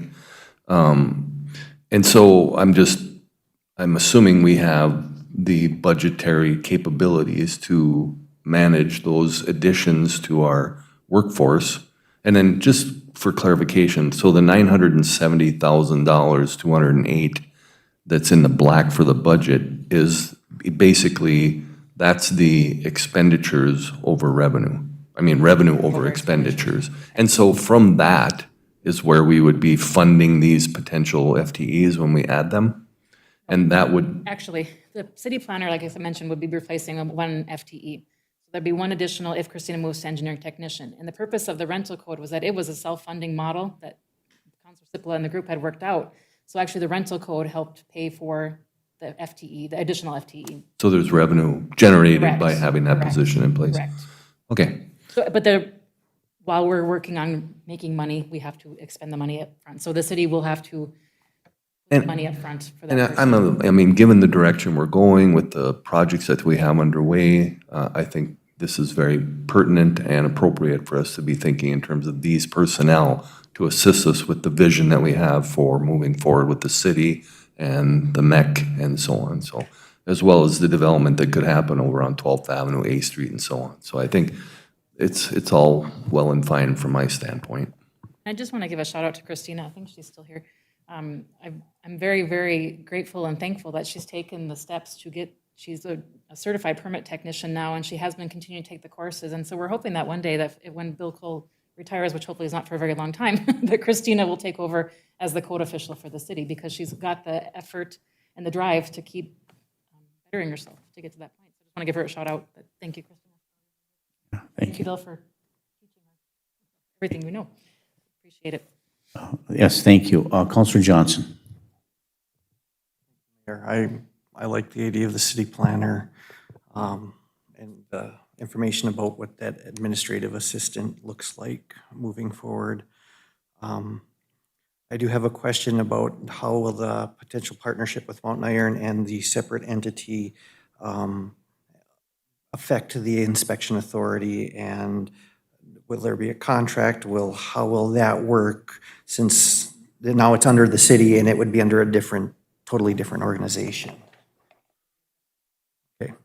We'll actually verify before I answer that with our attorneys that have been working with us on the joint powers agreement. Okay. Just to verify that, so that it's clear and upfront to everybody before that ever is documented. Because, I want to make sure that what we've got going now has been very beneficial to a lot of people. And to Councilor Baraboo's point, I think a planner can also help with what I talked about. You were talking about a lot of rentals coming, because it's easy for a rental company to swoop in and buy these houses, throw some paint on and move forward. And potentially the planner could help figure out why young people or people who want to buy houses and fix them up, why that's not happening. So there's a great potential there to help solve that challenge as we move forward. Then I have some logistical questions. Would the planner, how would that fit in? Would it be MAPE? Would it be Ask Me? Would it be a contractor? What does that look like as we move forward? I would envision it would be an employee. I don't know which unit they would lie in. The lead engineer was in the Ask Me unit. I don't know that I don't know that answer. Is that For the council to discuss and how we want to. And then we would have input, I'm guessing, from both unions as to where their duties fit once that job description's final. Is that how that's Correct. determined? Correct. Okay. Yes. Okay. And do you know, it's good to have this idea of a planner person with all these skills. Do you think that person actually exists? Is there somebody who could fill the role as the city planner with the tidbits of everything else? Yes, I do. I'm an overly optimistic person, though, but I do feel that this person's out there. Because There is planning degrees. We had the Humphrey students here. Those were all planning students. I think there is this person out there. Because this would be a unique, we've not done, have we had a planner in Virginia ever?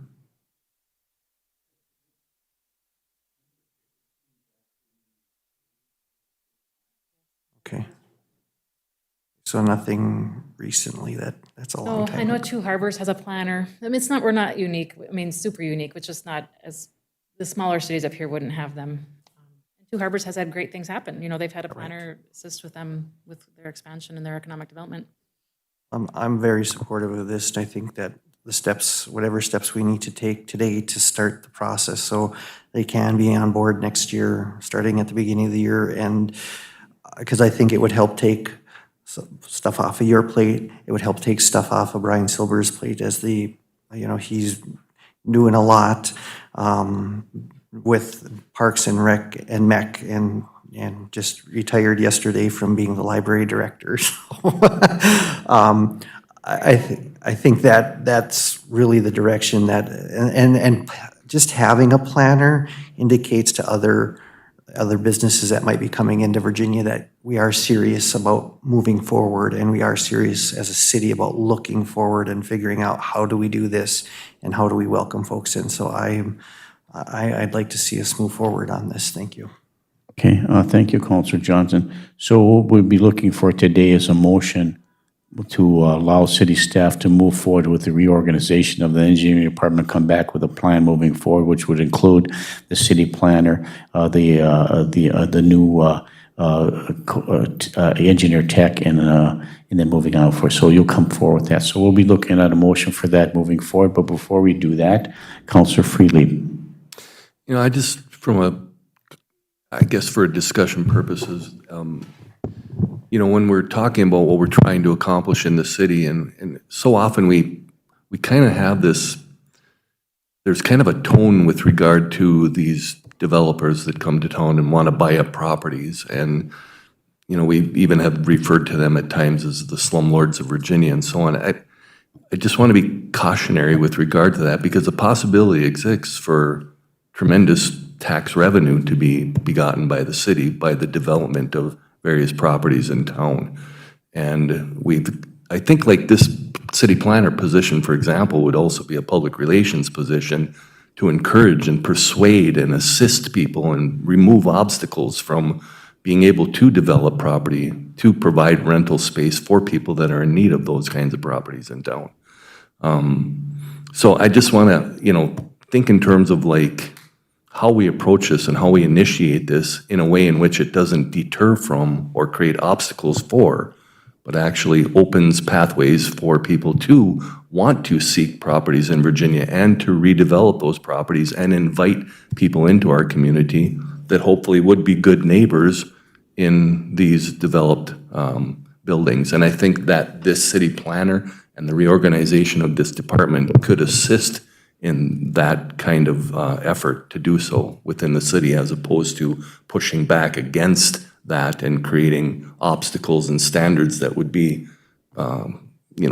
causing people to prefer not to come to Virginia and develop property. So I think this is an opportunity for us to put something in place that welcomes and encourages people to do that, and the proper personality in that personnel position would assist us in doing that. So just, and I state that from a point of view where I too am troubled somewhat by rental properties in town that have not been particularly neighborly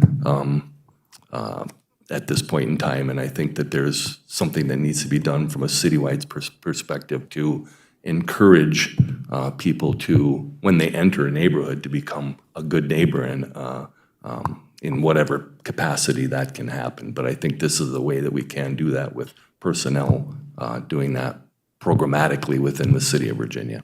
Thank you. Okay, did you have your light on, Sherry, before we move forward for the motion? But go ahead. No, it's towards the end. Okay, Counselor Bearable. Yeah, I'm going to make a motion that we authorize staff to work on the job descriptions for the three entities that would be at this point. Planning person being prioritized number one, and then work your way down for these to present back to the council. And that is my motion. And then I have a discussion about Gary's thing, but I'll wait until after we get through this motion. Support your motion. Okay, there's a motion on the floor by Counselor Bearable to reorganize the engineering department by looking at the various job descriptions that he's described in that motion, which is the city planner, the engineering tech, and whatever other administrative, secretarial or administrative duties that are required. It's supported by Councillor Paulson. Pam, did you get that motion? Thank you. You did. Okay, thank you. Moved and supported. Further discussion, Councillor Johnson. Thank you, Mayor.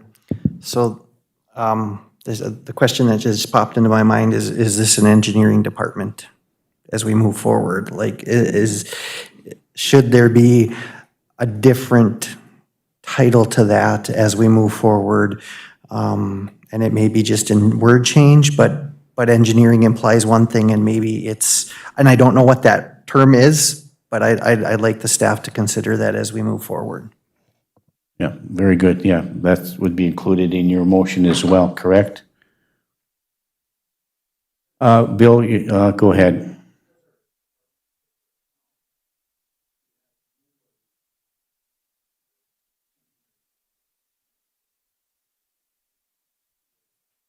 Yeah. Well, it's part.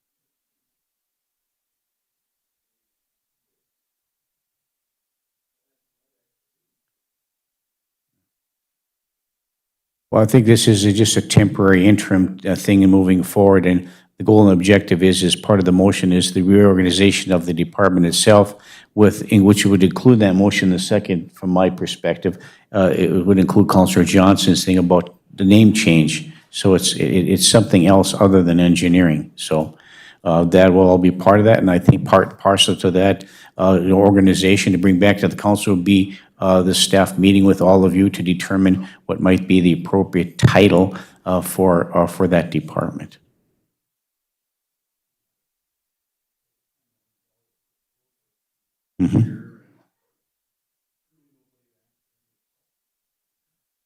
Well, we're looking forward.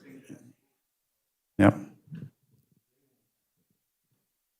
Well, they basically, Councilor Bearable. yeah, they basically, Bill, have put together all this stuff, the feasibility studies, all this stuff. They let the contracts, they do all this stuff for the roadwork. So they know what's going on with this roadwork stuff. So, they've got the maps, they've got everything now because they got the CAD systems, they got everything, so, the cities.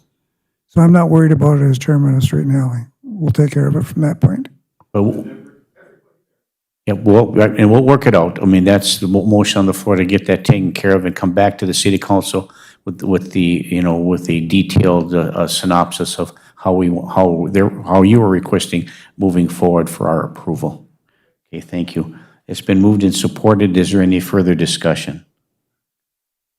Hearing and seeing none, all those in favor signify by saying aye. Aye. Aye. Opposed? Motion carries. One more budget item that you forgot to, hopefully it's not going to take more than an hour. Thank you. Sherry? Thank you, Mayor. Councilors, I forgot because I had actually scratched it out under Culture and Recreation. We did get a letter from Eric Honkinen requesting again $5,000 towards the Mesabi Symphony Orchestra. They've already gotten their 2020 allocation of $5,000, but because of COVID, the amount of concerts is also decreased.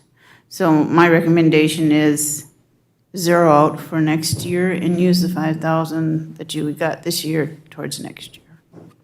Okay. I would like to send a letter if that is what the wishes of the council are. Well, we give $10,000 to the city band, right? Yes, Every we did. year? Every We do year. that every year, right? But not this year. But we didn't give any this year to the city band. Okay, so as long as we're consistent. So that's for both, if you look on that budget sheet also, she did cross out city band also because they did not play this year. That's fine. so. Okay, as long as we're consistent there. Okay, we don't need a motion. We need a motion to send a letter? I think we do. the indication that in the early budget stages, it's not included due to. Okay, that's fine. We'll do that then. Okay. All right, thank you. Anything else on the topic of the reorganization or the budget? Okay, seeing none, we'll stand adjourned and await the rescheduling of another budget meeting and coming back with the new proposal for the reorganization of that department up here. So thank you. We stand adjourned. Thank you very much at 11:05 a.m.